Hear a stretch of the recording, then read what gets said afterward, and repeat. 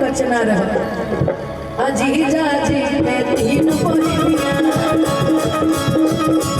अरे जी जाजी के तीन पहिया तीनों के तीनों खेला रहो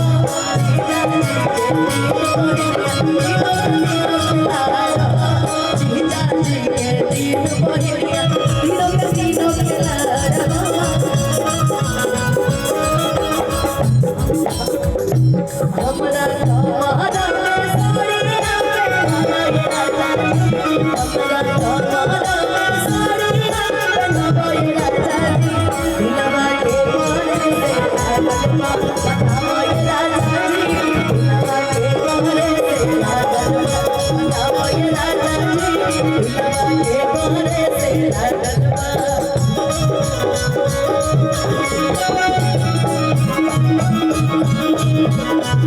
एगो बात और पता चलल बा कि जीजा जी के तो बहिनी नहीं थी।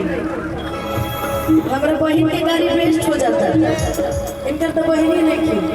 लेकिन कोनो बात नहीं, फुआ के मौसी के बेटी हुई नहीं। अच्छा ऐसा पहला आदमी जीजा हम देखल तनी कि गाड़ी हम गाँव तनी आगे पैसा देते हैं जाए जी रहो, लेकिन प्यासे बने ना जाए। अब का हम कही, अब मान के चलिए अपना दीदिया के लिए कुछ कर सका और वही कहे अब भैया के गोसाली आ उतना पक्का के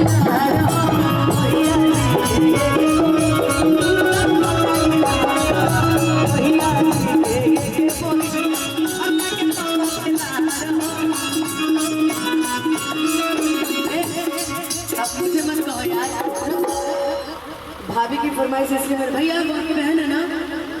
बगल वाली, अब वो जीजा जी है तो आप क्या पीछे इधर आपकी भी बहन है, सबकी बहन है। तो मान के चलिए पलरा भारी, लेकिन भाभी की तरफ से गा रहे हैं ना, गाए गाते कि तनी ताकला दे बोलिया पका लिखल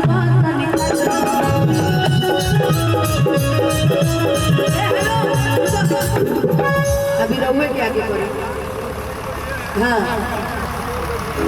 तो ठीक है, तो गरीब में सुनिए तो कि अब तवार लिखल बा हमरो दुकानदारी चले दे लोग अब तवार लिखल बा, सुमार लिखल बा, आ तारा बहिनी के सोना गो भता